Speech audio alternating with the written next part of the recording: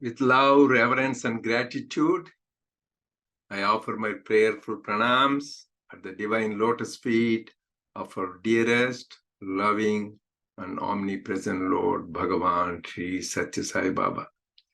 Dear brothers and sisters, loving Sai Ram to all of you, we are grateful to Swami for giving us, all of us, this opportunity to come together, share his love, his message, his glory, and his works. In fact, nobody can come to Swami unless he calls. So he called every one of us. It is not by chance, it is only by his grace and calling that we are with him. I remember an incident. This happened a few decades ago. There was a devotee who received a lot of Swami's grace, but he had a bad habit of chain smoker. And he, in spite of many warnings from Swami, he did not give up the smoking habit. So finally, Swami warned him. This is a lesson for all of us. He says, if you don't follow my instructions, my command, not only I won't talk to you, and you cannot have my darshan, but the worst is you can't even think about me, he said. Scary. So the very fact we can think about him, repeat his name, do his work is only by his grace. Let us remember that. So we are very fortunate to have that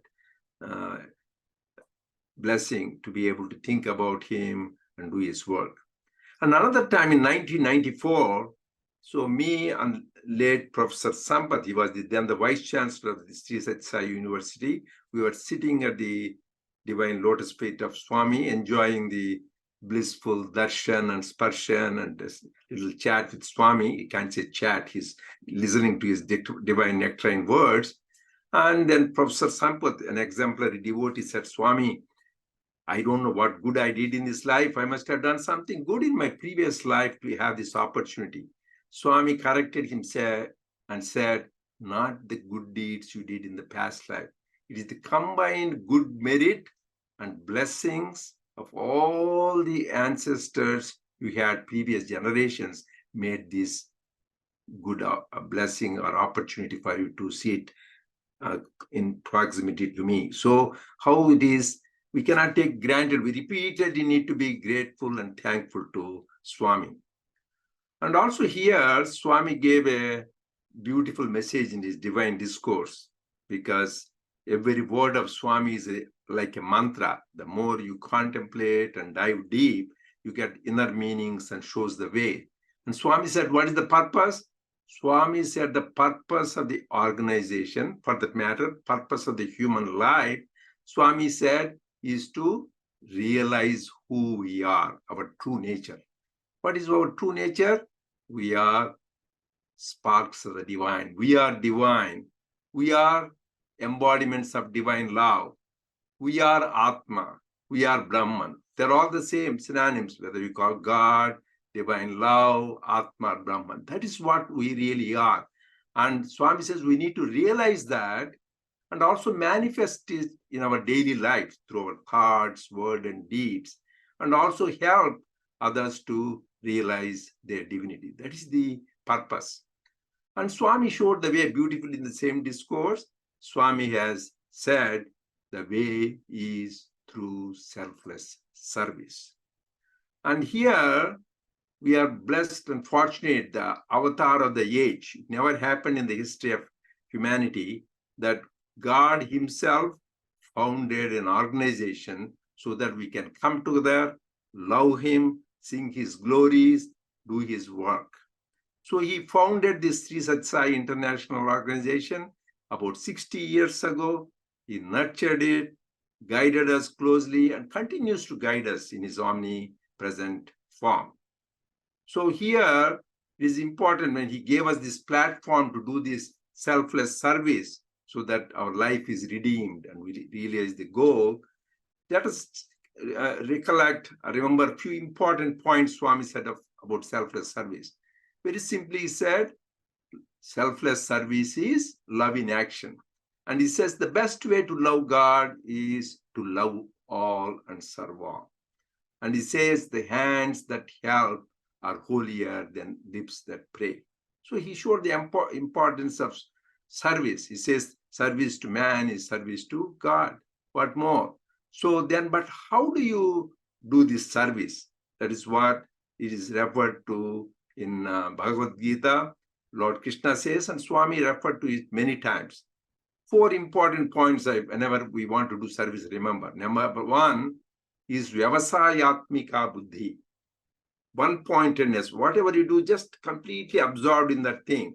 So nowadays, in the name of multitasking, people simultaneously will be talking. So if they are listening, they will be working on the computer. They will do that. That is not, says one-pointed. You are drinking coffee, just drink. Or you are talking, just talk. You are listening, listen. Just only live in the present. Only one thing at a time. That is called Vyavasayatmika Buddhi. One-pointedness. That is the important thing.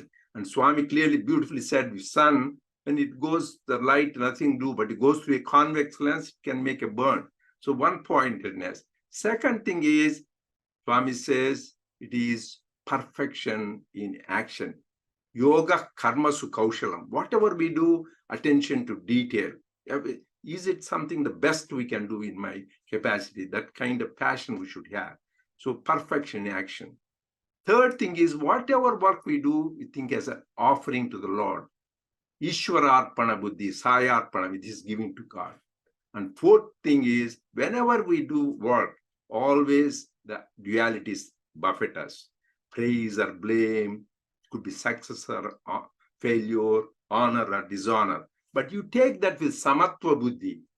Samatvam Yoga Uchyate, being equal-minded, taking it as everything as is prasad, then that becomes selfless service. And what is this service? What Swami gave the opportunity in the organization. One is many things we are all doing, which soon they will be showing, providing, giving food to the hungry, and water to the thirsty, shelter to the homeless, and providing medical services to the needy through medical camps, medical clinics, mobile clinics, preventive health services, education to the people through the educational institutes and Sathya Sai schools and SSC programs. And also, more importantly, service to the nature, because Swami says, nature is the vesture of God. No, nature is gift of God. And finally, he said, nature is God.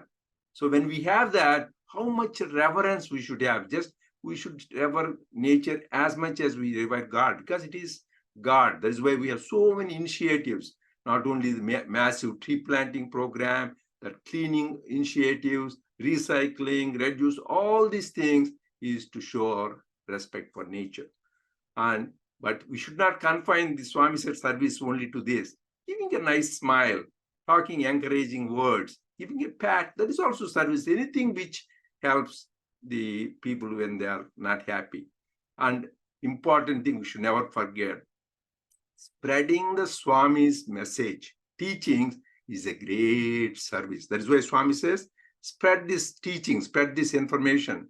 In fact, Lord Krishna says in Bhagavad Gita, chapter 18, 68, 69, he is dearest to me who spreads my message to the world. And Swami's message we need to spread. That is why we have the public meetings, we have the Sai centers, is to spread his message.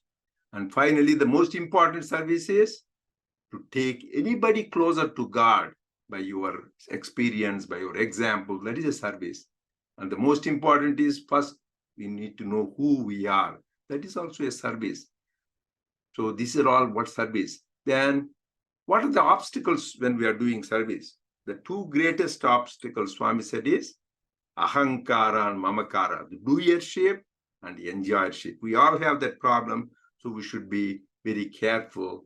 This says everything is done by God and for God and to God. That is the experience. Then when we do this attitude of service, what is the good benefit? Swami himself said in the Discourse, number 1, you get purity of the heart. Your heart becomes large. Heart means it's not big heart, like there is a disease where the heart doctors will, you have to get, but your heart will be filled with love. Second, it will cut out our ego, because that is the greatest obstacle for spirituality. Man minus ego is God. And third is which everyone, including ant to the Brahman, everybody wants what? Happiness. Swami says it will come for the greatest bliss. And finally, I can just finish with an anecdote. It can give you liberation itself. You do self-service in a good spirit. This happened during Swami's 70th birthday. So that time, thousands of people, I would say probably 1 million people were there in the small village of Puttaparthi, but they didn't have the infrastructure. So they didn't have proper accommodation for everybody. So they had temporary shelters and temporary restrooms and facilities. But somehow there was a problem, and there was stinking smell in the ashram, including the mandir, and Swami noticed that, and it was brought to the attention of many senior leaders because there was a blockage in the sewer system. So they were looking for it, and everybody looking. Finally, they found a blockage near one of the buildings in the back of the ashram. So then they were thinking what to do about it, to bring what to do. And suddenly one young volunteer, Sevadar, jumps into that sewer tank, goes down, brings out all the junk and out and throws. He did it few times. Everybody was worried about him, what will happen to him. But he did it with so much happiness. Lo and behold, it was all taken out. And again, the problem is resolved. So everybody was happy and told Swami, but nobody gave a credit to this young man.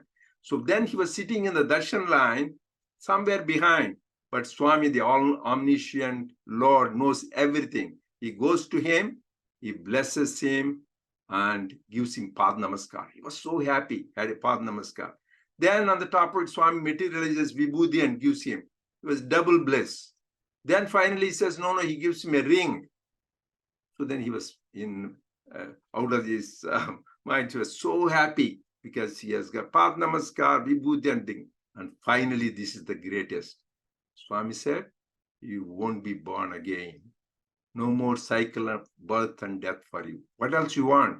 So how spontaneous act of loving service can give liberation. So to that, so this is Swami has given an opportunity for us to do this. Now, our brothers and sisters will be presenting various service activities done in the field of education, healthcare, and others around the world. So this will happen tonight, and also you will enjoy. If you have time, please join tomorrow also. Today is Far East Asia, Southeast Asia. Tomorrow, North America, Latin America, Europe, Africa, and Russia, all the other countries. Please enjoy, and I pray to Swami to guide us and shower his grace on us. Jai Sai Ram.